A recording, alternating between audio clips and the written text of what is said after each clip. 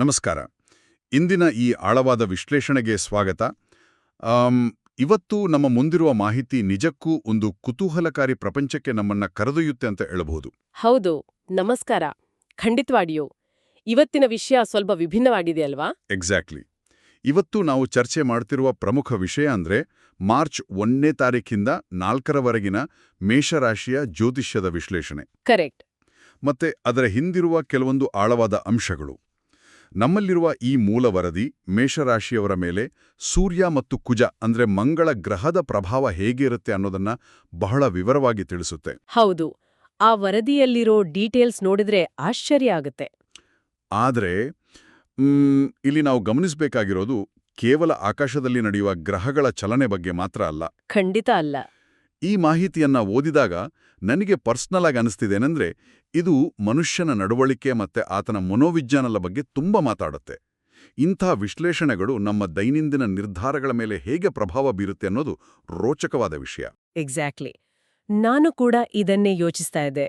ಇಂಥ ಭವಿಷ್ಯವಾಣಿಗಳನ್ನ ನಾವು ಕೇವಲ ಭವಿಷ್ಯ ನುಡಿಯುವ ಸಾಧನ ಅಂತ ಮಾತ್ರ ನೋಡಬಾರ್ದು. ಆದ್ರೆ ಕೇವಲ ನಾಳೆ ಏನಾಗುತ್ತೆ ಅಂತ ತಿಳ್ಕೊಳ್ಳೋಕೆ ಮಾತ್ರ ಅಲ್ಲ ಅಂತೀರಾ? ಹೌದು. ಬದಲಾಗಿ ಇದನ್ನ ನಾವು ಒಂದು ಫ್ರೇಮ್ವರ್ಕ್ ಅಥವಾ ಒಂದು ಮಾನಸಿಕ ಚೌಕಟ್ಟು ಅಂತ ಪರಿಗಣಿಸಬಹುದು. ಆಹಾ, ಒಂದು ಚೌಕಟ್ಟು. ಹೌದು. ಒಬ್ಬ ವ್ಯಕ್ತಿಗೆ ತನ್ನನ್ನ ತಾನು ವಿಮರ್ಶೆ ಮಾಡ್ಕೊಳ್ಳೋಕೆ ಮತ್ತೆ ತನ್ನ ಡೈಲಿ ನಡವಳಿಕೆಯನ್ನ ಸರಿಪಡಿಸ್ಕೊಳ್ಳೋಕೆ ಇಂಥ ಮಾರ್ಗದರ್ಶನಗಳು ಒಂದು ಕನ್ನಡಿಯಂತೆ ಕೆಲಸ ಮಾಡ್ತವೆ. ಅಂದ್ರೆ ಒಂದು ರೀತಿಯ ಸೆಲ್ಫ್ ರಿಫ್ಲೆಕ್ಷನ್ ಟೂಲ್ ತರ ಅಲ್ವಾ? ಕರೆಕ್ಟ್. ಈ ವರದಿಯಲ್ಲಿರುವ ಪ್ರತಿಯೊಂದು ಸಲಹೆಯನ್ನ ನಾವು ಆಳವಾಗಿ ಗಮನಿಸಿದ್ರೆ ಅದು ವ್ಯಕ್ತಿತ್ವ ವಿಕಸನದ ಪಾಠಗಳೇ ಆಗಿವೆ. ಇದನ್ನ ಆಧುನಿಕ ಮನೋವಿಜ್ಞಾನಕ್ಕೆ ಹೋಲಿಸಿ ನೋಡಿದಾಗ ಸಿಗುವ ಒಳನೋಟಗಳು ನಿಜಕ್ಕೂ ಬೆರಗುಗೊಳಿಸುತ್ತವೆ. ನೇರವಾಗಿ ವಿಷಯದ ಒಳ ಹೊಕ್ಕರೆ ಈ ಮೂಲ ವರದಿಯಲ್ಲಿ ಮೇಷರಾಶಿಯವರ ಮೂಲಭೂತ ಗುಣವನ್ನ ಅಗ್ನಿತತ್ವ ಅಂತ ಕರೆಯಲಾಗಿದೆ. ಹೌದು, ಅಗ್ನಿತತ್ವ. ಅದು ತುಂಬಾ ಪ್ರಬಲವಾದ ಶಕ್ತಿ. ಅಗ್ನಿ ಅಂದ್ರೆ ಕತ್ತಲೆಯನ್ನ ಹೋಗಲಾಡಿಸುವ ಮತ್ತು ಎಂದಿಗೂ ಹಿಂದೇಟು ಹಾಕದ ಅಪ್ರತಿಮ ಧೈರ್ಯದ ಸಂಕೇತ ಅಂತ ವಿವರಿಸಿದ್ದಾರೆ. ಜೊತೆಗೆ ಮಾರ್ಚ್ 1ರಿಂದ 4ರವರೆಗಿನ ಸಮಯದಲ್ಲಿ ಸೂರ್ಯನ ವಿಶೇಷ ಪ್ರಭಾವ ಇರುತ್ತೆ ಅಂತ ವರದಿ ಹೇಳುತ್ತೆ. ಸೂರ್ಯನ ಪ್ರಭಾವ ಅಂದ ತಕ್ಷಣ ನಮ್ಗೆ ನೆನಪಾಗೋದು ಲೀಡರ್ಶಿಪ್. ಎಕ್ಸಾಕ್ಟ್ಲಿ. ಈ ಪ್ರಭಾವವು ವ್ಯಕ್ತಿಯಲ್ಲಿ ನಾಯಕತ್ವದ ಗುಣಗಳನ್ನ, ಅಪಾರ ಉತ್ಸಾಹವನ್ನ ಮತ್ತು ತೆಗೆದುಕೊಳ್ಳುವ ನಿರ್ಧಾರಗಳಲ್ಲಿ ಅತ್ಯಂತ ಸ್ಪಷ್ಟತೆಯನ್ನು ತರುತ್ತೆ. ಅಗ್ನಿತತ್ವವನ್ನ ಕೇವಲ ಉರಿಯುವ ಬೆಂಕಿ ಅಥವಾ ಕೋಪ ಅಂತ ನೋಡಬಾರ್ದು. ಖಂಡಿತ. ಕೋಪ ಅಂತ ನೋಡಿದ್ರೆ ಅದಕ್ಕೆ ನೆಗೆಟಿವ್ ಅರ್ಥ ಬಂದ್ಬಿಡುತ್ತೆ. ಹೌದು. ಬದಲಾಗಿ ಅದೊಂದು ಆಂತರಿಕ ಪ್ರೇರಕ ಶಕ್ತಿ ಅಂತ ನೋಡಿದಾಗ ಪೂರ್ತಿ ಅರ್ಥನೇ ಬದಲಾಗುತ್ತೆ. ಇದು ಕಾರ್ಪೊರೇಟ್ ಜಗತ್ತಿನಲ್ಲಿ ನಾಯಕರು ಬಳಸುವ ಅಗ್ರೆಸಿವ್ ಗ್ರೋತ್ ತಂತ್ರಕ್ಕೆ ತುಂಬಾ ಹತ್ರವಾಗಿದೆ ಅಲ್ವಾ? ತುಂಬಾ ಅದ್ಭುತವಾದ ಹೋಲಿಕೆ ಇದು. ಇಲ್ಲಿ ಗಮನಿಸಬೇಕಾದ ಬಹುಮುಖ್ಯ ಅಂಶ ಅಂದ್ರೆ ಈ ಅಗ್ನಿ ಸ್ವಭಾವ. ಬೆಂಕಿ ಅನ್ನೋದು ಮಹತ್ವಾಕಾಂಕ್ಷೆಯನ್ನ ಪ್ರತಿನಿಧಿಸುತ್ತೆ. ಏನನ್ನಾದ್ರೂ ಸಾಧಿಸಲೇಬೇಕು ಅನ್ನೋ ಛಲ ಅದು. ಆ ಛಲ ಇದ್ರೇನೆ ಸಾಧನೆ ಮಾಡಕ್ ಸಾಧ್ಯ. ಕರೆಕ್ಟ್. ಅದು ಪಾಸಿಟಿವ್ ಆಗಿ ಬಳಸಲ್ಪಟ್ರೆ ದೊಡ್ಡ ಗುರಿಗಳನ್ನ ಮುಟ್ಬೋದು. ಆದ್ರೆ ಬೆಂಕಿಗೆ ನಿಯಂತ್ರಣ ಇಲ್ಲ ಅಂದ್ರೆ ಅದು ಎಲ್ಲವನ್ನೂ ಸುಟ್ಟು ಕರಕಲ್ ಮಾಡುತ್ತೆ. ಹೌದು. ಹಾಗಾಗಿ ಈ ನಾಯಕತ್ವದ ಗುಣ ಮತ್ತೆ ಉತ್ಸಾಹದ ಜೊತೆಗೆ ತಾಳ್ಮೆ, ವಿನಯ ಮತ್ತು ಸಮತೋಲನ ಅತ್ಯಗತ್ಯ ಅನ್ನೋದನ್ನ ನಾವು ಅರ್ಥ ಮಾಡ್ಕೊಳ್ಬೇಕು. ಇದೇ ಕಾರಣಕ್ಕೆ ಆಂತರಿಕ ಶಕ್ತಿಯನ್ನ ಜಾಗೃತಗೊಳಿಸಲು ಓಂ ಸೂರ್ಯಾಯ ನಮಃ ಎಂಬ ಮಂತ್ರವನ್ನ ಭಕ್ತಿಯಿಂದ ಜಪಿಸಲು ವರದಿಯಲು ಸೂಚಿಸಿದ್ದಾರೆ ಅನ್ಸುತ್ತೆ. ಎಕ್ಸಾಕ್ಟ್ಲಿ. ಆ ಮಂತ್ರ ಪಠಣವನ್ನ ಕೇವಲ ಒಂದು ಧಾರ್ಮಿಕ ಆಚರಣೆಯಾಗಿ ಮಾತ್ರ ನಾವು ನೋಡಬಾರ್ದು. ಅಂದ್ರೆ ಅದೊಂದು ತಂತ್ರ ಅಂತ ಹೇಳ್ತಿದ್ದೀರಾ? ಹೌದು. ಚಂಚಲವಾಗಿರೋ ಮನಸ್ಸನ್ನ ಏಕಾಗ್ರಗೊಳಿಸುವ ಮತ್ತು ಒಳಗಿನ ಆ ಅಗ್ನಿಶಕ್ತಿಯನ್ನ ಒಂದು ನಿರ್ದಿಷ್ಟ ಗುರಿಯತ್ತ ಫೋಕಸ್ ಮಾಡುವ ಮಾನಸಿಕ ತಂತ್ರ ಅದು. ನರವಿಜ್ಞಾನ ಕೂಡ ಇದನ್ನೇ ಹೇಳುತ್ತೆ ಅಲ್ವಾ? ಕರೆಕ್ಟ್. ಮಂತ್ರಗಳ ಪುನರಾವರ್ತನೆಯಿಂದ ಮೆದುಳಿನ ಅಲೆಗಳು ಶಾಂತವಾಗ್ತವೆ. ಇದರಿಂದ ಡಿಸಿಷನ್ ಮೇಕಿಂಗ್ ಅಥವಾ ನಿರ್ಧಾರ ತೆಗೆದುಕೊಳ್ಳುವ ಪ್ರಕ್ರಿಯೆಯಲ್ಲಿ ಸ್ಪಷ್ಟತೆ ಸಿಗತ್ತೆ ಅಂತ ಹಲವಾರು ಅಧ್ಯಯನಗಳು ಕೂಡ ಹೇಳುತ್ತವೆ. ಮಂತ್ರಗಳು ಮೆದುಳಿನ ಏಕಾಗ್ರತೆಗೆ ಹೇಗೆ ಸಹಾಯ ಮಾಡುತ್ತವೆ ಅನ್ನೋದು ನಿಜಕ್ಕೂ ಆಸಕ್ತಿದಾಯಕ. ಈಗ ವರದಿಯಲ್ಲಿ ನೀಡಿರುವ ಆ ದೈನಂದಿನ ಮಾರ್ಗದರ್ಶನಗಳ ಕಡೆ ಗಮನಹರಿಸೋಣ. ಭಾನುವಾರದಿಂದ ಮಂಗಳವಾರದವರೆಗೆ ಏನೆಲ್ಲ ಆಗಬಹುದು ಅನ್ನೋದನ್ನ ಬಹಳ ಸ್ವಾರಸ್ಯಕರವಾಗಿ ವಿವರಿಸಿದ್ದಾರೆ. ಹೌದು. ಆ day by day break down ತುಂಬಾ ಚೆನ್ನಾಗಿದೆ. ಮಾರ್ಚ್ 1 ಅಂದ್ರೆ ಭಾನುವಾರವನ್ನ ಆತ್ಮಾವಲೋಕನದ ದಿನ ಅಂತ ಕರೆದಿದ್ದಾರೆ. ಅಂದ್ರೆ ಹಿಂದಿನ ತಪ್ಪುಗಳನ್ನ ತಿದ್ದುಕೊಳ್ಳುವ ಸಮಯ. ಹೌದು. ಆರ್ಥಿಕವಾಗಿ ಹೇಳೋದಾದ್ರೆ ಹಳೆ ಬಾಕಿ ಹಣ ವಾಪಸ್ ಬರುವ ಸಾಧ್ಯತೆ ಕೂಡ ಇದೆ ಅಂತ ಹೇಳಿದ್ದಾರೆ. ಆದರೆ ನನಗೆ ಅತಿ ಹೆಚ್ಚು ಆಸಕ್ತಿದಾಯಕ ಅಂತ ಅನಿಸಿದ್ದು ಇನ್ನೊಂದು ಅಂಶ. ಗುರಿಗಳನ್ನ ಬರ್ದಿಟ್ಕೊಳ್ಳೋ ಬಗ್ಗೆ ಅಲ್ವಾ? ಎಕ್ಸಾಕ್ಟ್ಲಿ. ಮುಂದಿನ 3 ತಿಂಗಳಲ್ಲಿ ಏನು ಸಾಧಿಸಬೇಕು ಅನ್ನೋ ಗುರಿಗಳನ್ನ ಅಂದು ಬರ್ದಿಟ್ಕೊಳ್ಬೇಕು ಅಂತ ಒಂದು ಸಲಹೆ ಇದೆ. ಭಾನುವಾರದ ಸಂಕಲ್ಪ ಅತ್ಯಂತ ಶಕ್ತಿಶಾಲಿಯಾಗಿರುತ್ತೆ ಅಂತ ವರದಿ ಹೇಳುತ್ತೆ. ಇದು ತುಂಬಾ ಪ್ರಾಯೋಗಿಕವಾದ ಮಾರ್ಗ. ಹೌದು. ವಾರದ ಕೊನೆಯ ದಿನವನ್ನ ಕೇವಲ ರೆಸ್ಟ್ ತಗೊಳ್ಳೋಕೆ ಮೀಸಲಿಡದೆ ಮುಂದಿನ ದಿನಗಳ ಸ್ಪಷ್ಟ ನಕ್ಷೆ ತಯಾರಿಸಲು ಬಳಸುವುದು ಒಳ್ಳೆಯದು. ನೀವು ಗಮನಿಸಿದ್ರೆ ವಾರದ ಮೊದಲ ದಿನವನ್ನ ಹಿಂದಿನ ವಾರದ ವಿಮರ್ಶೆಗೆ ಮತ್ತು ಮುಂದಿನ ದಿನಗಳ ಯೋಜನೆಗೆ ಮೀಸಲಿಡುವುದು ಯಶಸ್ವಿ ಜನರ ಪ್ರಮುಖ ಅಭ್ಯಾಸಗಳಲ್ಲಿ ಒಂದು. ಹೌದು, ಎಲ್ಲರೂ ಇದನ್ನೇ ಮಾಡ್ತಾರೆ. ಗುರಿಗಳನ್ನ ಬರೆದಿಡುವುದು ಮೆದುಳಿಗೆ ಒಂದು ಸ್ಪಷ್ಟವಾದ ಡೈರೆಕ್ಷನ್ ಕೊಡುತ್ತೆ. ಅರಿವಿನ ವಿಜ್ಞಾನ ಅಥವಾ ಕಾಗ್ನಿಟಿವ್ ಸೈನ್ಸ್ ಪ್ರಕಾರ ನಾವು ಗುರಿಗಳನ್ನ ಬರೆದಾಗ ಏನಾಗುತ್ತೆ ಅಂದ್ರೆ ಮೆದುಳಲ್ಲಿ ಏನೋ ಬದಲಾವಣೆ ಆಗುತ್ತೆ ಅಂತ ಓದಿದ್ದೆ. ಕರೆಕ್ಟ್. ಮೆದುಳಿನ ರೆಟಿಕ್ಯುಲರ್ ಆಕ್ಟಿವೇಟಿಂಗ್ ಸಿಸ್ಟಮ್ ಪ್ರಚೋದಿತಗೊಂಡು ಆ ಗುರಿಗಳಿಗೆ ಸಂಬಂಧಿಸಿದ ಅವಕಾಶಗಳನ್ನು ಗುರುತಿಸಲು ಪ್ರಾರಂಭಿಸುತ್ತೆ. ವಾವ್! ಅಂದ್ರೆ ಇದು ಕೇವಲ ಜ್ಯೋತಿಷದ ಸಲಹೆ ಆಗಿದ್ರೂ ಇದರ ಆಳದಲ್ಲಿ ಸಂಪೂರ್ಣವಾಗಿ ಮನೋವಿಜ್ಞಾನ ಅಡಗಿದೆ. ಹೌದು, ಕಾರ್ಯಕ್ಷಮತೆಗೆ ಸಂಬಂಧಿಸಿದ ವಿಚಾರ ಇದು. ಭಾನುವಾರದಂದು ಈ ರೀತಿ ಮಾನಸಿಕ ಸಿದ್ಧತೆ ಮಾಡ್ಕೊಂಡ್ರೆ ಸೋಮವಾರದ ಕೆಲಸದ ಒತ್ತಡ ಗಣನೀಯವಾಗಿ ಕಡಿಮೆಯಾಗುತ್ತೆ. ಖಂಡಿತ. ಈ ಭಾನುವಾರದ ಸಿದ್ಧತೆಯೇ ಸೋಮವಾರದ ಕೆಲಸಗಳಿಗೆ ಬುನಾದಿ ಹಾಕುತ್ತೆ. ಸೋಮವಾರದ ವಿಚಾರಕ್ಕೆ ಬಂದ್ರೆ ವರದಿಯು ಇದನ್ನ ಕಾರ್ಯಸಿದ್ಧಿಯ ದಿನ ಅಂತ ಬಣ್ಣಿಸಿದೆ. ಅಂದ್ರೆ ಆಕ್ಷನ್ ತಗೊಳ್ಳೋ ದಿನ. ಹೌದು. ಉದ್ಯೋಗದಲ್ಲಿ ಮೇಲಧಿಕಾರಿಗಳ ಪ್ರಶಂಸೆ ಸಿಗಬಹುದು, ವ್ಯಾಪಾರದಲ್ಲಿ ಹೊಸ ಆರ್ಡರ್ಸ್ ಬರುವ ಸಾಧ್ಯತೆಗಳಿವೆ ಅಂತ ವರದಿ ಹೇಳುತ್ತೆ. ಆದ್ರೆ ಅಲ್ಲಿ ಒಂದು ಸ್ಪಷ್ಟ ಎಚ್ಚರಿಕೆ ಕೂಡ ಇದೆ ಅಲ್ವಾ? ಎಕ್ಸಾಕ್ಟ್ಲಿ. ಒಂದು ವಾರ್ನಿಂಗ್ ಇದೆ. ಪಾಲುದಾರಿಕೆಯ ಒಪ್ಪಂದಗಳಿಗೆ ಅಥವಾ ಪಾರ್ಟ್ನರ್ಶಿಪ್ ಅಗ್ರಿಮೆಂಟ್ಸ್ಗೆ ಸಹಿ ಹಾಕುನೋ ಮುನ್ನ ಕಾಗದಗಳನ್ನ ಸಂಪೂರ್ಣವಾಗಿ ಓದೋದು ಅತ್ಯಗತ್ಯ ಅಂತ. ಹೌದು, ಡಾಕ್ಯುಮೆಂಟ್ಸ್ ಓದೋದು ತುಂಬಾ ಮುಖ್ಯ. ಮತ್ತೆ ಈ ದಿನ ಸಂವಹನ ಕೌಶಲ್ಯ ಬಹಳ ಮುಖ್ಯ ಅಂತ ಕೂಡ ಹೇಳಲಾಗಿದೆ. ಏನಾಗುತ್ತೆ ಅಂದ್ರೆ ಯಶಸ್ಸು ಮತ್ತೆ ಹೊಸ ಅವಕಾಶಗಳು ಎದುರಾದಾಗ ಮನುಷ್ಯ ಸಹಜವಾಗಿ ಅತಿಯಾದ ಉತ್ಸಾಹಕ್ಕೆ ಒಳಗಾಗ್ತಾನೆ. ಆ ಉತ್ಸಾಹದಲ್ಲಿ ಸಣ್ಣ ಪುಟ್ಟ ನಿಯಮಗಳನ್ನ ಕಡೆಗಣಿಸುವ ಅಪಾಯ ಇರುತ್ತೆ. ಹೌದು. ಕಾಗದ ಪತ್ರಗಳನ್ನ ಓದುವ ಈ ಎಚ್ಚರಿಕೆ ಆ ಅತಿಯಾದ ಉತ್ಸಾಹವನ್ನ ನಿಯಂತ್ರಿಸುವ ಒಂದು ತಡೆಗೋಡೆಯಂತೆ ಕೆಲಸ ಮಾಡುತ್ತೆ ಅನ್ಸುತ್ತೆ. ಖಂಡಿತ. ಸೋಮವಾರ ಅಂದ್ರೆ ಸಾಮಾನ್ಯವಾಗಿ ಕೆಲಸದ ವಾರದ ಆರಂಭ ಅಲ್ವಾ? ಕೆಲಸದ ವೇಗ ಮತ್ತೆ ಒತ್ತಡ ಎರಡೂ ಹೈ ಲೆವೆಲಲ್ಲಿರ್ತವೆ. ಭಾನುವಾರ ನಿರ್ಧರಿಸಿದ ಗುರಿಗಳನ್ನ ಅಚೀವ್ ಮಾಡೋ ಧಾವಂತದಲ್ಲಿ ತಪ್ಪುಗಳು ಸಂಭವಿಸುವ ಸಾಧ್ಯತೆ ಹೆಚ್ಚು. ಹೌದು. ಆತುರದಲ್ಲಿ ಏನಾದ್ರೂ ಮಾಡ್ಬಿಡ್ತೀವಿ. ಕಾಗದ ಪತ್ರಗಳನ್ನ ಓದದೇ ಸಹಿ ಹಾಕಬಾರ್ದು ಮತ್ತು ಮಾತಾಡುವಾಗ ಎಚ್ಚರವಿರಬೇಕು ಅನ್ನೋದು ಆ ಆತುರವನ್ನ ಕಂಟ್ರೋಲ್ ಮಾಡೋಕಿರೋ ಬೆಸ್ಟ್ ದಾರಿ. ಕಮ್ಯುನಿಕೇಷನ್ ಸರಿಯಾಗಿದ್ರೆ ಎಷ್ಟೋ ಭವಿಷ್ಯದ ಪ್ರಾಬ್ಲಮ್ಸ್ನ ಮುಂಚೆನೇ ಚಿವಿಟಿ ಹಾಕ್ಬೋದು. ಮೇಲಧಿಕಾರಿಗಳ ಪ್ರಶಂಸೆ ಸಿಗತ್ತೆ ಅನ್ನೋದು ಆತ್ಮವಿಶ್ವಾಸವನ್ನ ಹೆಚ್ಚಿಸಿದ್ರೂ ಅದು ಅಹಂಕಾರವಾಗಿ ಬದಲಾಗದಂತೆ ಎಚ್ಚರ ವಹಿಸುವುದು ಇಲ್ಲಿನ ಪ್ರಮುಖ ಸಂದೇಶ ಅನ್ಸತ್ತೆ. ಎಕ್ಸಾಕ್ಟ್ಲಿ. ಆತುರ ಮತ್ತು ಉತ್ಸಾಹದ ನಡುವಿನ ಗೆರೆಯನ್ನ ಇಲ್ಲಿ ಬಹಳ ಸ್ಪಷ್ಟವಾಗಿ ಎಳೆದಿದ್ದಾರೆ. ಸೋಮವಾರದ ಈ ಸಂವಹನದ ಪ್ರಾಮುಖ್ಯತೆಯ ನಂತರ ವರದಿಯು ಮಂಗಳವಾರದ ಕಡೆಗೆ ಒಂದು ತೀಕ್ಷ್ಣವಾದ ತಿರುವನ್ನು ಪಡೆಯುತ್ತೆ. ಮಂಗಳವಾರ ಅಂದ್ರೆ ಕುಜನ ಪ್ರಭಾವ. ಹೌದು. ಮಂಗಳವಾರದಂದು ಕುಜ ಅಂದ್ರೆ ಮಂಗಳ ಗ್ರಹದ ಪ್ರಭಾವ ಗರಿಷ್ಠವಾಗಿರುತ್ತೆ. ಇದು ವ್ಯಕ್ತಿಯಲ್ಲಿ ಧೈರ್ಯವನ್ನ ಅತಿ ಹೆಚ್ಚು ಮಾಡುತ್ತೆ. ಆದರೆ ಅದರ ಜೊತೆಯಲ್ಲೇ ಕೋಪವನ್ನು ತೀವ್ರವಾಗಿ ಹೆಚ್ಚಿಸಬಹುದು ಅಂತ ಎಚ್ಚರಿಸಲಾಗಿದೆ. ಕೋಪ ಅನ್ನೋದು ಇಲ್ಲಿ ಕೀವರ್ಡ್. ಸ್ಪರ್ಧಾತ್ಮಕ ಪರೀಕ್ಷೆ ಮತ್ತು ಕಾನೂನು ವಿಷಯಗಳಲ್ಲಿ ಯಶಸ್ಸು ಸಿಗಲಿದೆ ಅಂತ ಹೇಳಿದ್ರೂ ಕೋಪದ ನಿಯಂತ್ರಣ ಬಹಳ ಮುಖ್ಯ ಅನ್ನೋ ಕಟ್ಟುನಿಟ್ಟಿನ ಎಚ್ಚರಿಕೆ ಇದೆ.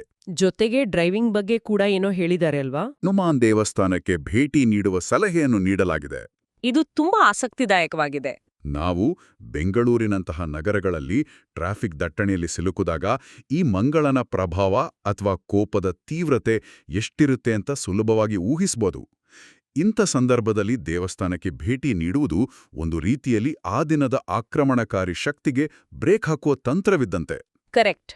ಕುಜಗ್ರಹವನ್ನ ಜ್ಯೋತಿಷ್ಯದಲ್ಲಿ ಶಕ್ತಿ, ಆಕ್ರಮಣಶೀಲತೆ ಮತ್ತು ಯುದ್ಧದ ಸಂಕೇತವಾಗಿ ನೋಡಲಾಗುತ್ತೆ. ಯುದ್ಧದ ಸಂಕೇತ. ಆಹಾ. ಹೌದು. ವೈಜ್ಞಾನಿಕವಾಗಿ ವಿಶ್ಲೇಷಿಸಿದರೆ ಶಕ್ತಿ ಉತ್ತುಂಗದಲ್ಲಿದ್ದಾಗ ಅದು ಅಗಾಧವಾದ ವಿಶ್ವಾಸವಾಗಿ ಹೊರಹೊಮ್ಮಬಹುದು ಅಥವಾ ಅಹಂಕಾರ ಮತ್ತು ಕೋಪವಾಗಿ ಸ್ಫೋಟಗೊಳ್ಳಬಹುದು. ಕಾಂಪಿಟೇಟಿವ್ ಎಕ್ಸಾಮ್ಸಲ್ಲಿ ಈ ಶಕ್ತಿ ಪಾಸಿಟಿವ್ ಆಗಿ ಕೆಲಸ ಮಾಡುತ್ತಲ್ವಾ? ಎಕ್ಸಾಕ್ಟ್ಲಿ. ಸ್ಪರ್ಧಾತ್ಮಕ ಪರೀಕ್ಷೆಗಳಲ್ಲಿ ಅಥವಾ ಕಾನೂನು ಹೋರಾಟಗಳಲ್ಲಿ ಗೆಲ್ಲಲು ಇದೇ ಶಕ್ತಿ ಬೇಕು. ಆದ್ರೆ ವೇಗವಾಗಿ ವಾಹನ ಚಲಾಯಿಸುವಾಗ ಬರುವ ಕೋಪ ಆಕ್ಸಿಡೆಂಟ್ಸ್ಗೆ ಕಾರಣವಾಗುತ್ತೆ. ಹೌದು. ಫಿಸಿಯೋಲಾಜಿಕಲ್ ಆಗಿ ಕೂಡ ಕೋಪ ಬಂದಾಗ ಮೆದುಳಲ್ಲಿ ಬದಲಾವಣೆ ಆಗತ್ತೆ ಅಂತಾರೆ. ಹೌದು, ಕೋಪ ಹೆಚ್ಚಾದಾಗ ಮೆದುಳಿನ ತರ್ಕಬದ್ಧ ಭಾಗವಾದ ಪ್ರೀಫ್ರಂಟಲ್ ಕಾರ್ಟೆಕ್ಸ್ ಕೆಲಸ ಮಾಡುವ ವೇಗ ಕಡಿಮೆ ಆಗುತ್ತೆ. ಆಗ ಆ ಭಾವನಾತ್ಮಕ ಭಾಗವಾದ ಅಮಿಗ್ಡಾಲಾ ನಿಯಂತ್ರಣವನ್ನ ತೆಗೆದುಕೊಳ್ಳುತ್ತೆ. ಸೊ ತರ್ಕ ದೂರ ಆಗಿ ಎಮೋಷನ್ ಟೇಕ್ ಓವರ್ ಮಾಡುತ್ತಾ? ಎಕ್ಸಾಕ್ಟ್ಲಿ. ಇಂಥ ಸಮಯದಲ್ಲಿ ದೇವಸ್ಥಾನಕ್ಕೆ ಭೇಟಿ ನೀಡುವುದು ಅಥವಾ ಧ್ಯಾನ ಮಾಡುವುದು ಅಂದ್ರೆ ಆ ಹೆಚ್ಚುವರಿ ಶಕ್ತಿಯನ್ನ ಶಾಂತಗೊಳಿಸಲು ಒಂದು ಪಾಸ್ ಬಟನ್ ಒತ್ತಿದ ಹಾಗೆ. Wow, pass button, superb. ಹೌದು, ಈ ದೈನಂದಿನ ಸಲಹೆಗಳು ಕೇವಲ ದಿನದ ಭವಿಷ್ಯ ಅಲ್ಲ, ನಮ್ಮ ಭಾವನೆಗಳನ್ನ ಹೇಗೆ ಸಮತೋಲನದಲ್ಲಿಟ್ಕೋಬೇಕು ಅನ್ನೋದರ ಕೈಪಿಡಿ ಅಂತ ಹೇಳಬಹುದು. ಶಕ್ತಿಯನ್ನ ಎಲ್ಲಿ ಬಳಸಬೇಕು ಮತ್ತೆ ಎಲ್ಲಿ ನಿಯಂತ್ರಿಸಬೇಕು ಅನ್ನೋದು ಅತಿ ಮುಖ್ಯ. ಈ ಕೋಪದ ನಿಯಂತ್ರಣದ ವಿಚಾರವನ್ನ ಮುಂದುವರಿಸ್ತಾ ವರದಿಯ ಮುಂದಿನ ಭಾಗವು ಸಂಬಂಧಗಳು, ಆರೋಗ್ಯ ಮತ್ತು ಭಾವನಾತ್ಮಕ ಸಮತೋಲನದ ಬಗ್ಗೆ ಮಾತಾಡುತ್ತೆ. ರಿಲೇಶನ್ಶಿಪ್ಸ್ ಬಗ್ಗೆ ಏನ್ ಹೇಳಿದ್ದಾರೆ? ಮೇಷರಾಶಿಯವರ ನೇರ ಮಾತು ಕೆಲವೊಮ್ಮೆ ಕಠಿಣವಾಗಿ ಕಾಣಬಹುದು. ಹಾಗಾಗಿ ಈ 4 ದಿನಗಳಲ್ಲಿ ಮಾತಿನಲ್ಲಿ ಮೃದುತ್ವ ಬಹಳ ಅಗತ್ಯ ಅಂತ ಒತ್ತಿ ಹೇಳಲಾಗಿದೆ. ಮೃದುತ್ವ ಬಹಳ ಮುಖ್ಯ. ಕೋಪಗೊಂಡಾಗ ಮುಕ್ತವಾಗಿ ಕ್ಷಮೆ ಕೇಳುವುದರಿಂದ ದೊಡ್ಡ ಸಮಸ್ಯೆಗಳು ಬಗೆಹರಿಯುತ್ತವೆ ಅಂತ ಹೇಳಿದ್ದಾರೆ.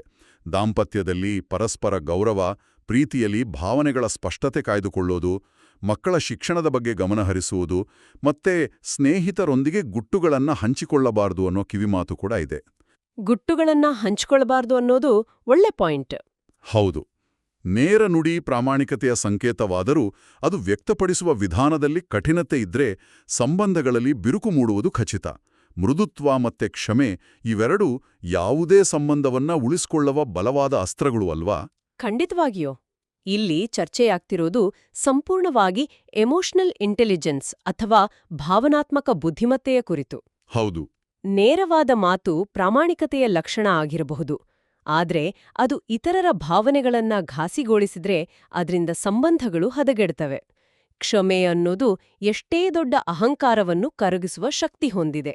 ಮತ್ತೆ ಆ ಗುಟ್ಟುಗಳನ್ನ ಹಂಚಿಕೊಳ್ಳೋದಿರೋದು, ಮಕ್ಕಳ ಬಗ್ಗೆ ಗಮನ ಕೊಡೋದು, ಇವೆಲ್ಲವೂ ಸಮಾಜದಲ್ಲಿ, ಕುಟುಂಬದಲ್ಲಿ ವಿವೇಕದಿಂದ ವರ್ತಿಸಬೇಕಾದ ಬಗೆಯನ್ನ ನೆನಪಿಸುತ್ತವೆ.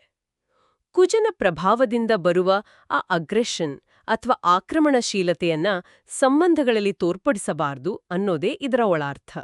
ಕೇವಲ ಈ 4 ದಿನಗಳಿಗೆಲ್ಲ ಇಡೀ ಜೀವನದ ನಡವಳಿಕೆಗೆ ಅನ್ವಯಿಸುವ ಸೂತ್ರಗಳು ಇವು. ಹೌದು, ಭಾವನೆಗಳ ಸ್ಪಷ್ಟತೆ ಇರೋದು ಪ್ರೀತಿಯಲ್ಲಿ ಮಾತ್ರವಲ್ಲ, ಯಾವುದೇ ಪ್ರೊಫೆಷನಲ್ ರಿಲೇಶನ್ಶಿಪ್ನಲ್ಲೂ ಗೊಂದಲಗಳನ್ನ ನಿವಾರಿಸುತ್ತೆ. ಸಂಬಂಧಗಳ ಜೊತೆಗೆ ಆರೋಗ್ಯದ ವಿಚಾರದಲ್ಲೂ ವರದಿ ಮಹತ್ವದ ಎಚ್ಚರಿಕೆಗಳನ್ನ ನೀಡಿದೆ. ತಲೆನೋವು, ರಕ್ತದೊತ್ತಡ ಮತ್ತು ಆಯಾಸದಂತಹ ಸಮಸ್ಯೆಗಳು ಎದುರಾಗಬಹುದು ಅಂತ ಮುನ್ನೆಚ್ಚರಿಕೆ ಇದೆ. ಓ, ಬಿಪಿ ಮತ್ತು ತಲೆನೋವು? ಹೌದು, ಸಾಕಷ್ಟು ನಿದ್ದೆ ಮಾಡೋದು, ಮಸಾಲೆಯುಕ್ತ ಮತ್ತು ಬಿಸಿ ಪದಾರ್ಥಗಳನ್ನು ತ್ಯಜಿಸೋದು, ಹೆಚ್ಚು ನೀರು ಕುಡಿಯೋದು ಹಾಗೂ ಬೆಳಗಿನ ಸಮಯದಲ್ಲಿ ಪ್ರಾಣಾಯಾಮ ಮತ್ತು ಸೂರ್ಯ ನಮಸ್ಕಾರ ಮಾಡೋದು ಒಳಿತು ಅಂತ ಸೂಚಿಸಿದ್ದಾರೆ. ಇದು ತುಂಬಾ ಲಾಜಿಕಲ್ ಆಗಿದೆ. ಭೌತಿಕ ಆರೋಗ್ಯ ಮತ್ತು ಭಾವನಾತ್ಮಕ ಬುದ್ಧಿಮತ್ತೆ ಒಂದಕ್ಕೊಂದು ಎಷ್ಟು ಆಳವಾರಿ ಬೆಸೆದುಕೊಂಡಿವೆ ಅನ್ನೋದಕ್ಕೆ ಇದೊಂದು ಅತ್ಯುತ್ತಮ ಉದಾಹರಣೆ. ಮಂಗಳವಾರದ ಕೋಪದ ಬಗ್ಗೆ ಚರ್ಚಿಸಿದ್ವಿ ಅಲ್ವಾ? ಹೌದು, ಮಂಗಳವಾರ ಕೋಪ ಜಾಸ್ತಿ ಇರುತ್ತೆ ಅಂತ. ಅದಕ್ಕೆ ಪೂರಕವಾಗಿ ದೇಹದಲ್ಲಿ ಉಷ್ಣತೆ ಹೆಚ್ಚಿಸುವ ಮಸಾಲೆಯುಕ್ತ ಆಹಾರ, ನಿದ್ದೆಯ ಕೊರತೆ ಮತ್ತೆ ನೀರಿನ ಕೊರತೆ ಇವೆಲ್ಲವೂ ನೇರವಾಗಿ ಕೋಪ ಮತ್ತು ರಕ್ತದೊತ್ತಡವನ್ನು ಹೆಚ್ಚಿಸಲು ಕಾರಣವಾಗ್ತವೆ ಅನ್ನೋದನ್ನ ನಾವು ಗಮನಿಸಬೇಕು. ಎಕ್ಸಾಕ್ಟ್ಲಿ. ನಮ್ಮ ಫಿಸಿಕಲ್ ಕಂಡೀಷನ್, ಮಾನಸಿಕ ಸ್ಥಿತಿಯ ಮೇಲೆ ಬೀರುವ ಪ್ರಭಾವ ಅಗಾಧವಾದದ್ದು. ಅಂದ್ರೆ ದೇಹ ಹೇಗಿರುತ್ತೋ ಮನಸ್ಸು ಹಾಗೆ ಇರುತ್ತಲ್ವಾ? ಹೌದು. ಅಗ್ನಿ ತತ್ವದ ಪ್ರಭಾವ ಹೆಚ್ಚಿರುವಾಗ ದೇಹದಲ್ಲಿ ಸ್ವಾಭಾವಿಕವಾಗಿಯೇ ಉಷ್ಣತೆ ಮತ್ತು ಶಕ್ತಿ ಹೆಚ್ಚಿರುತ್ತೆ. ಇಂಥ ಸಮಯದಲ್ಲಿ ಮಸಾಲೆಯುಕ್ತ ಆಹಾರ ತಿಂದ್ರೆ ಆ ಹೀಟ್ ಇನ್ನಷ್ಟು ಜಾಸ್ತಿಯಾಗುತ್ತೆ. ಅದು ದೈಹಿಕವಾಗಿ ಬಿಪಿಗೆ ಮತ್ತು ಮಾನಸಿಕವಾಗಿ ಕಿರಿಕಿರಿಗೆ ಕಾರಣವಾಗುತ್ತೆ. ಕರೆಕ್ಟ್. ಮತ್ತೆ ನಿದ್ದೆಯ ಕೊರತೆ ಮೆದುಳಿನ ಭಾವನಾತ್ಮಕ ನಿಯಂತ್ರಣವನ್ನ ಸಂಪೂರ್ಣವಾಗಿ ದುರ್ಬಲಗೊಳಿಸುತ್ತೆ. ಪ್ರಾಣಾಯಾಮ ಮಾಡೋದ್ರಿಂದ ಏನಾಗುತ್ತೆ ಅಂದ್ರೆ ಅದು ಉಸಿರಾಟವನ್ನ ಕಂಟ್ರೋಲ್ ಮಾಡಿ ನರಮಂಡಲವನ್ನ ಶಾಂತಗೊಳಿಸುತ್ತೆ. ಮೆದುಳಿಗೆ ಒಂದು ರಿಲ್ಯಾಕ್ಸ್ ಆಗೋ ಸಂದೇಶ ಹೋಗುತ್ತೆ. ಹೌದು. ಬೆಳಗಿನ ಸೂರ್ಯ ನಮಸ್ಕಾರ ದೈಹಿಕ ಶಿಸ್ತಿನ ಜೊತೆಗೆ ಆ ಸೂರ್ಯನ ಪಾಸಿಟಿವ್ ಎನರ್ಜಿಯನ್ನ ಮೈಗೂಡಿಸಿಕೊಳ್ಳುವ ಪ್ರಕ್ರಿಯೆ ಕೂಡ ಹೌದು. ದೈನಂದಿನ ಒತ್ತಡವನ್ನು ನಿಭಾಯಿಸಲು ಇವು ಅತ್ಯಂತ ಪ್ರಾಯೋಗಿಕ ವಿಧಾನಗಳು. ದೈಹಿಕ ಮತ್ತು ಮಾನಸಿಕ ಸಮತೋಲನದ ನಂತರ ಈ ವರದಿಯು ಆರ್ಥಿಕ ನಿರ್ಧಾರಗಳತ್ತ ಗಮನಹರಿಸುತ್ತೆ. ಆಸ್ತಿ, ವಾಹನ ಮತ್ತು ವಾಣಿಜ್ಯ ಎಚ್ಚರಿಕೆಗಳ ಬಗ್ಗೆ ಗಂಭೀರವಾದ ಮಾತುಗಳನ್ನಾಡಲಾಗಿದೆ. ಫೈನಾನ್ಷಿಯಲ್ ವಾರ್ನಿಂಗ್ಸ್ ಕೂಡ ಇದೆಯಾ? ಹೌದು. ಹೂಡಿಕೆ ಮತ್ತು ಆಸ್ತಿ ಅಥವಾ ವಾಹನಗಳ ಖರೀದಿಯಲ್ಲಿ ಈ ಸಮಯ ಮಿಶ್ರ ಫಲಿತಾಂಶಗಳನ್ನು ನೀಡಲಿದೆಯಂತೆ. ಆತುರ ಪಡದೆ ದಾಖಲೆಗಳನ್ನು ಸಂಪೂರ್ಣವಾಗಿ ಪರಿಶೀಲಿಸಬೇಕು ಅಂತ ಬಹಳ ಸ್ಪಷ್ಟವಾಗಿ ಹೇಳಿದ್ದಾರೆ. ಓಕೆ. ಸಾಲ ಮಾಡಿ ವಾಹನ ಖರೀದಿಸುವುದನ್ನು ಮುಂದೂಡುವುದು ಹಾಗೂ ಹೊಸ ಮನೆ ಕಟ್ಟುವ ಬದಲು ಮನೆ ದುರಸ್ತಿಗೆ ಕೇವಲ ಯೋಜನೆ ರೂಪಿಸುವುದು ಉತ್ತಮ ಎನ್ನಲಾಗಿದೆ. ಅಂದ್ರೆ ದೊಡ್ಡ ಇನ್ವೆಸ್ಟ್ಮೆಂಟ್ಸ್ ಬೇಡ ಅಂತ? ಹೌದು. ವಿದೇಶಿ ಪ್ರಯಾಣದ ಅವಕಾಶಗಳಿದ್ರೂ ವೀಸಾ ಮತ್ತು ದಾಖಲೆಗಳ ಬಗ್ಗೆ ಎಚ್ಚರಿಕೆ ಅತ್ಯಗತ್ಯ ಅಂತ ಹೇಳಿದ್ದಾರೆ. ಅಗ್ನಿತತ್ವ ಪ್ರಬಲವಾಗಿದ್ದಾಗ ಹೊಸದನ್ನ ಸಾಧಿಸುವ ಹುಮ್ಮಸ್ಸಿನಲ್ಲಿ ಆರ್ಥಿಕವಾಗಿ ದೊಡ್ಡ ರಿಸ್ಕ್ ತಗೊಳ್ಳೋ ಪ್ರವೃತ್ತಿ ಹೆಚ್ಚಾಗುತ್ತೆ. ಹೌದು, ಹುಮ್ಮಸ್ಸೆ ಜಾಸ್ತಿ ಇರುತ್ತೆ. ಆತುರದಲ್ಲಿ ಸಾಲ ಮಾಡಿ ವಾಹನ ಖರೀದಿಸಿದರೆ ಮುಂದಿನ ದಿನಗಳಲ್ಲಿ ಅದು ಆರ್ಥಿಕ ಹೊರೆಯಾಗಿ ಪರಿಣಮಿಸಬಹುದು ಅಲ್ವಾ? ಇದು ಆರ್ಥಿಕ ಶಿಸ್ತು ಮತ್ತೆ ರಿಸ್ಕ್ ಮ್ಯಾನೇಜ್ಮೆಂಟ್ನ ಅತ್ಯುತ್ತಮ ಪಾಠ. ಮನಸ್ಸು ಅತಿಯಾದ ಉತ್ಸಾಹದಲ್ಲಿದ್ದಾಗ ಪ್ರಾಕ್ಟಿಕ್ಯಾಲಿಟಿಗಿಂತ ಎಮೋಷನ್ಸ್ ಮೇಲುಗೈ ಸಾಧಿಸುತ್ತವೆ.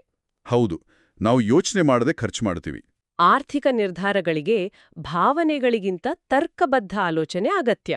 ಸಾಲ ಮಾಡುವ ಮುನ್ನ ರೀಪೇಮೆಂಟ್ ಕೆಪಾಸಿಟಿ ಮತ್ತೆ ವಾಹನದ ನೈಜ ಅಗತ್ಯತೆಯನ್ನ ವಿಮರ್ಶಿಸಿಕೊಳ್ಳಲು ಈ ವರದಿ ಪರೋಕ್ಷವಾಗಿ ಸೂಚಿಸುತ್ತಿದೆ. ಮತ್ತೆ ಮನೆ ದುರಸ್ತಿ ಬಗ್ಗೆ ಹೇಳಿದ್ರಲ್ಲ, ಅದು ಕೂಡ ಅದೇ ರೀತಿ ಅಲ್ವಾ?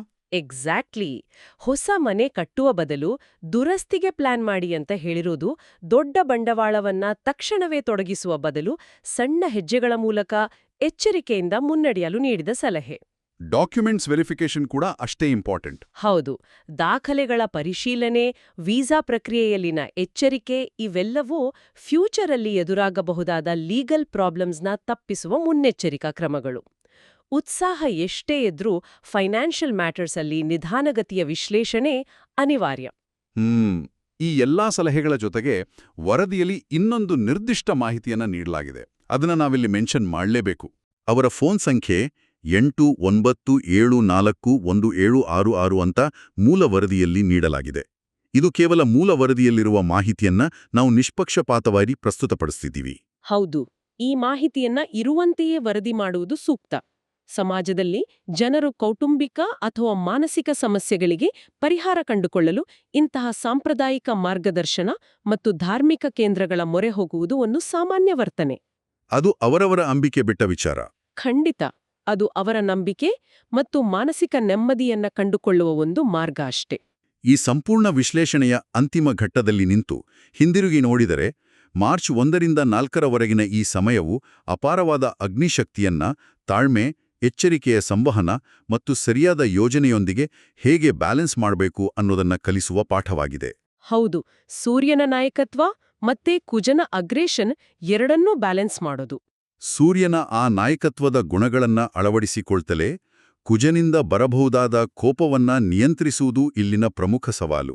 ಇಲ್ಲಿ ಅತ್ಯಂತ ಪ್ರಮುಖವಾಗಿ ಅರ್ಥ ಮಾಡ್ಕೊಳ್ಬೇಕಾದ ವಿಷಯ ಏನಂದ್ರೆ, ಒಬ್ಬ ವ್ಯಕ್ತಿ ಜ್ಯೋತಿಷ್ಯವನ್ನ ನಂಬ್ಲಿ ಬಿಡ್ಲಿ, ಈ ವರದಿಯಲ್ಲಿರುವ ಅಂಶಗಳು ಜೀವನದ ಮೂಲಭೂತ ಸೂತ್ರಗಳು. ಹೌದು, ಯೂನಿವರ್ಸಲ್ ರೂಲ್ಸ್. ಕೋಪದ ನಿಯಂತ್ರಣ, ವಾರದ ಆರಂಭದಲ್ಲಿ ಮುಂದಿನ ಗುರಿಗಳನ್ನ ಬರೆದಿಟ್ಕೊಳ್ಳೋದು, ಮಾತಿನಲ್ಲಿ ಮೃದುತ್ವ ಕಾಪಾಡೋದು, ಡಾಕ್ಯುಮೆಂಟ್ಸ್ ಓದಿ ಸಹಿ ಹಾಕೋದು ಮತ್ತೆ ಆರ್ಥಿಕ ಎಚ್ಚರಿಕೆ ಇವು ಪ್ರತಿಯೊಬ್ಬರ ಯಶಸ್ವಿ ಜೀವನಕ್ಕೂ ಅತ್ಯಗತ್ಯ.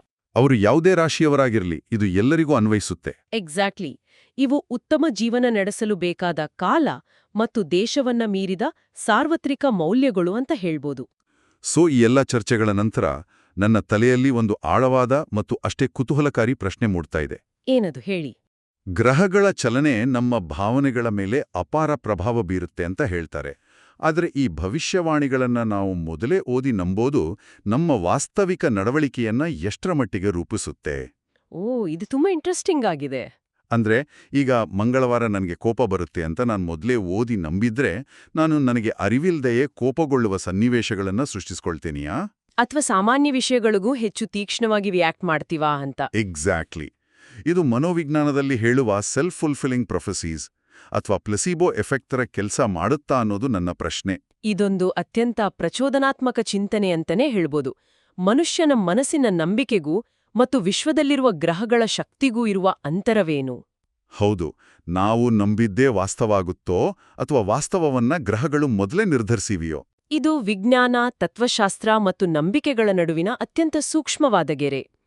ನಮ್ಮ ನಿರೀಕ್ಷೆಗಳು ನಮ್ಮ ವರ್ತನೆಯನ್ನ ಬದಲಾಯಿಸುತ್ತವೆ ಅನ್ನೋದು ವಿಜ್ಞಾನ ಒಪ್ಪುವ ಸತ್ಯ. ಈ ಎಚ್ಚರಿಕೆಗಳು ನಮ್ಮನ್ನ ಎಚ್ಚರಿಸ್ತಾ ಇವೆಯೋ? ಅಥವಾ ನಮ್ಮ ವರ್ತನೆಗೆ ನಾವೇ ಒಂದು ಚೌಕಟ್ಟು ಹಾಕಿಕೊಳ್ಳಲು ಪ್ರೇರೇಪಿಸುತ್ತೀವಿಯೋ ಅನ್ನೋದು ಬಹಳ ಆಳವಾಗಿ ಯೋಚಿಸಬೇಕಾದ ವಿಷಯ. ಆ ಗೆರೆ ಎಲ್ಲಿದೆ ಅನ್ನೋದನ್ನ ಹುಡುಕುವುದು ಅಥವಾ ಅದರ ಬಗ್ಗೆ ಯೋಚಿಸುವುದೇ ಒಂದು ದೊಡ್ಡ ಅನುಭವ. ಮನಸ್ಸಿನ ಅಪಾರ ಶಕ್ತಿ ಮತ್ತು ಗ್ರಹಗಳ ಪ್ರಭಾವದ ನಡುವಿನ ಈ ರಹಸ್ಯಮಯ ಸಂಬಂಧದ ಬಗ್ಗೆ ಯೋಚಿಸಲು ಒಂದು ಹೊಸ ದೃಷ್ಟಿಕೋನವನ್ನ ಹಾಗೆಯೇ ಬಿಡೋಣ. ಖಂಡಿತ. ಕೇಳುಗರಿಗೆ ಇದೊಂದು ಒಳ್ಳೆ ಯೋಚನೆ. ಇಂದಿನ ಈ ಆಳವಾದ ವಿಶ್ಲೇಷಣೆಯನ್ನ ಇಲ್ಲಿಗೆ ಮುಕ್ತಾಯಗೊಳಿಸುತ್ತಿದ್ದೇವೆ.